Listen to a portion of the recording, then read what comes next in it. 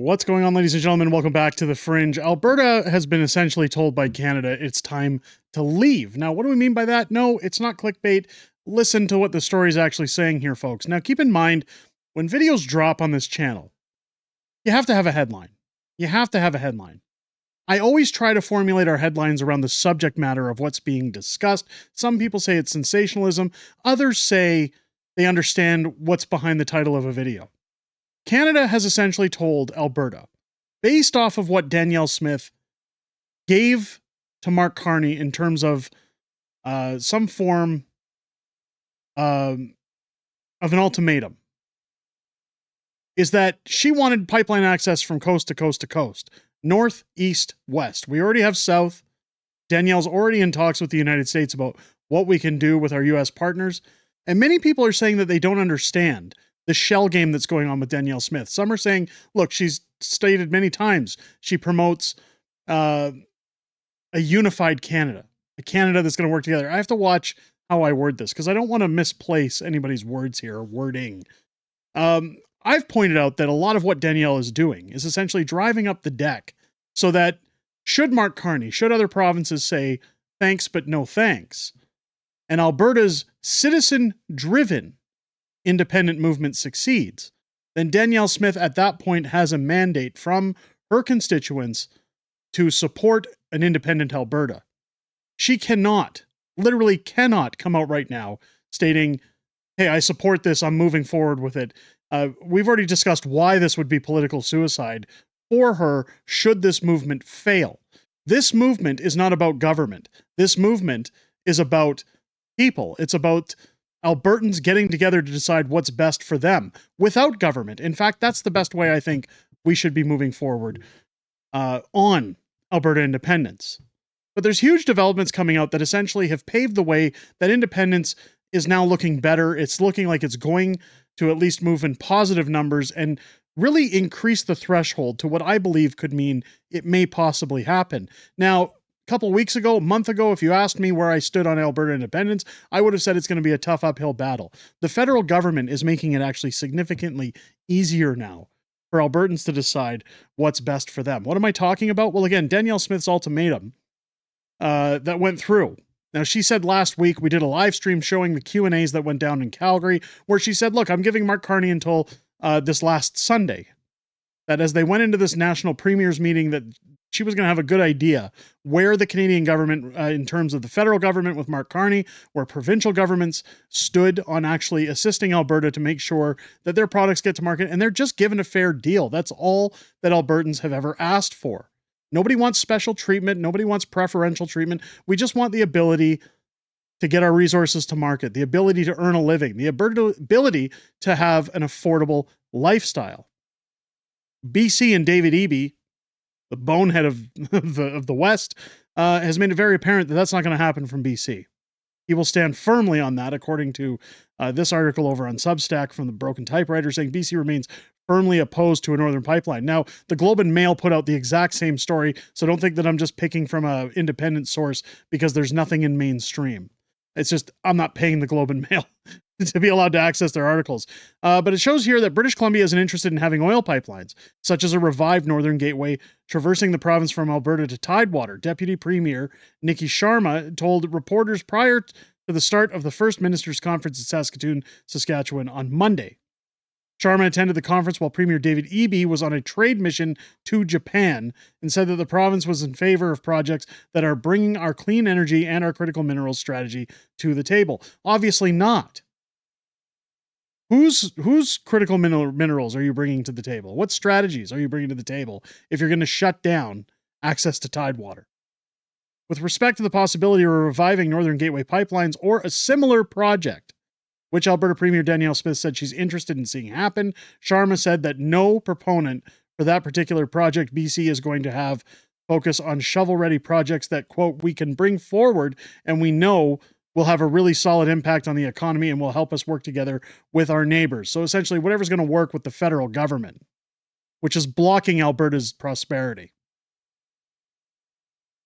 Their history, we all know their history about opposition to pipelines. We know about the First Nations. We know everything else. There's a lot to unpack here. So one province is telling Alberta, to the west. Now, keep in mind, we talked about northern access, western access, and eastern access. Northern and western have been shut down by BC. Now, Quebec.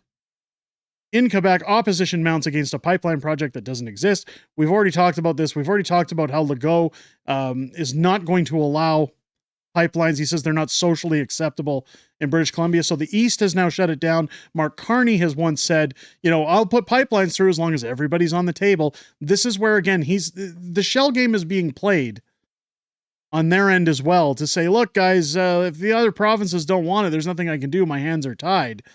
They're putting the blame and the onus on the other provinces rather than the federal government failing to act to say that they truly have the country's best interest at heart. We talked yesterday about the taxes that would disappear from the federal government. We talked about the benefits Alberta would see should they claim independence over the federal government. Quebec just wants to keep taking our money. They don't care. It's, as Pierre Poilievre said, shut up and pay. That formula isn't going to work anymore. So we know now that the East isn't going to go through. The federal government's going to do nothing to help that. The West isn't going through. It seems like all that's going to happen is a pipeline possibly to the south and then gaining Alberta independence to negotiate other markets. Keep in mind, should Alberta form an independent nation, other countries are not legally allowed to block access to tidewater markets. They can't shut down the ports. They cannot stop us from shipping our products to places like China, Japan, elsewhere in the world. You think about the multi-trillion-dollar deal that just went through in the United States, helping out Japan. You think about Germany needing liquid natural gas, and that was denied. Justin Trudeau said no thanks. The money Alberta could make from this is astounding. Danielle Smith is working hard to make sure, let's get a better view on that for you guys, that we're still talking trade with the United States, despite everything that's happening. Alberta's a reliable ally. We don't just talk trade, we deliver energy, resources, and opportunity. We had the chance to join at business in Washington, D.C. to talk about what matters most: security, North American energy dominance, tackling harmful tariffs, and building smarter partnerships between Canada and the United States.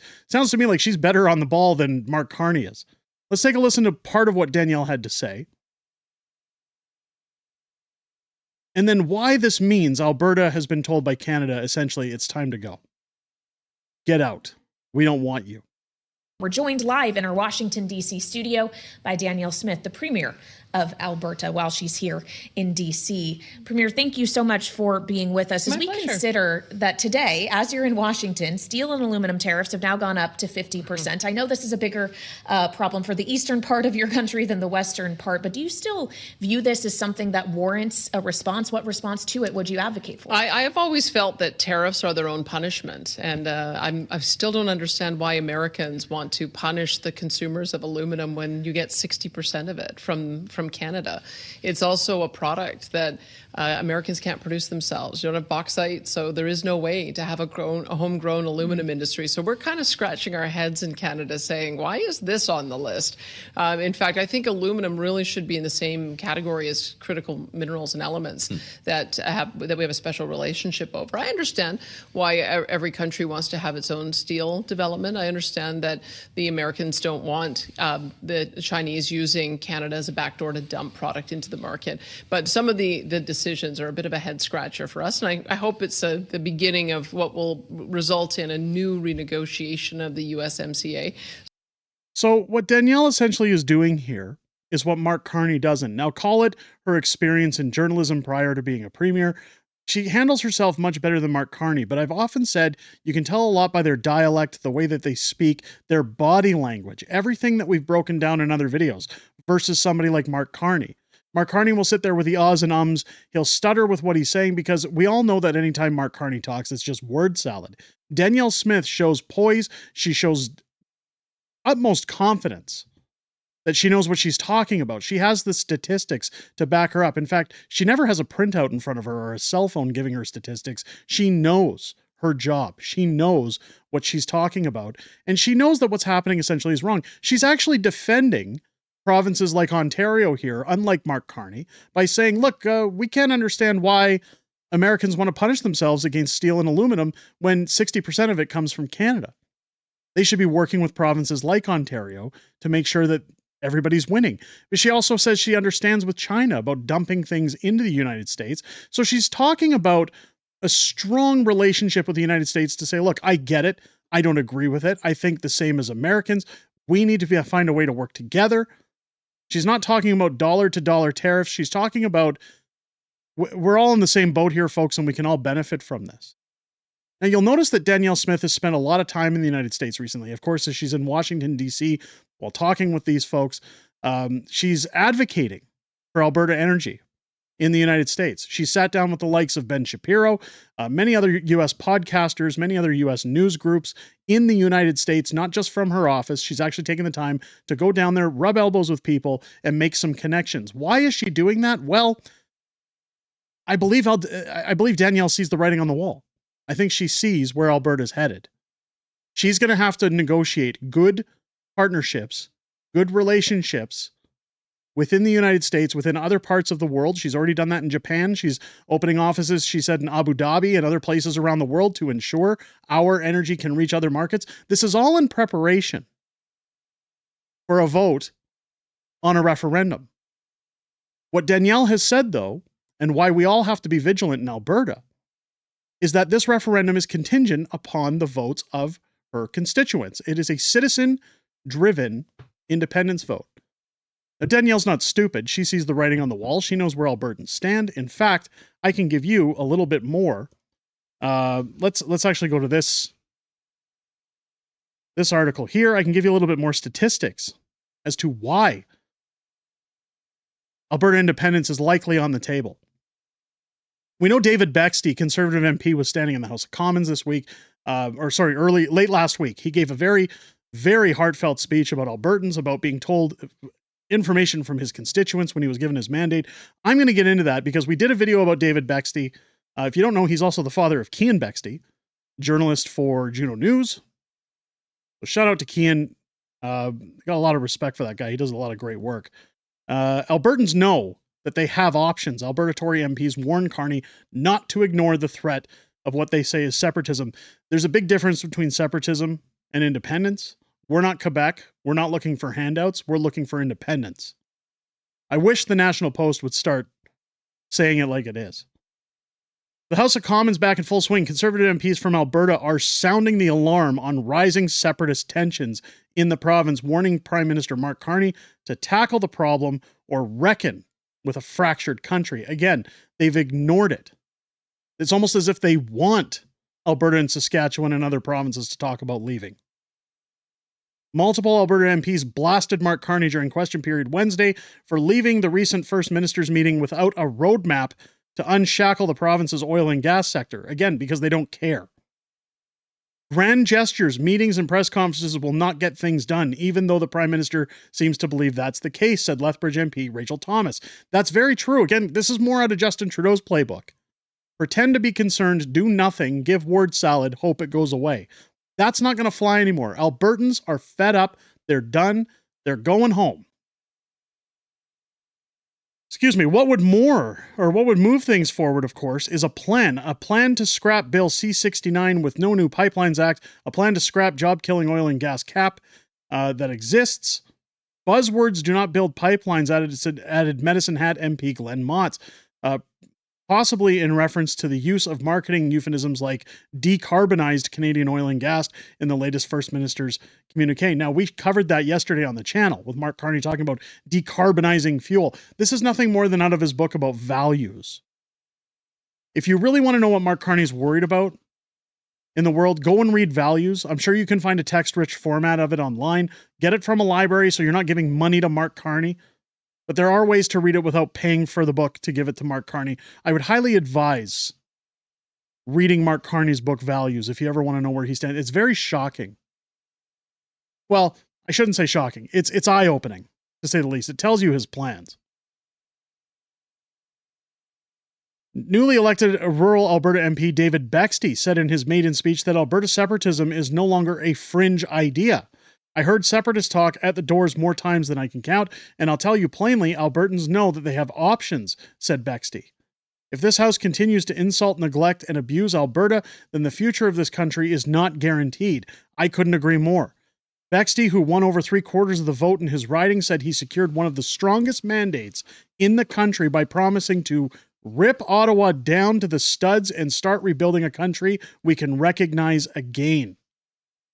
He declined a request to be interviewed for this story, however.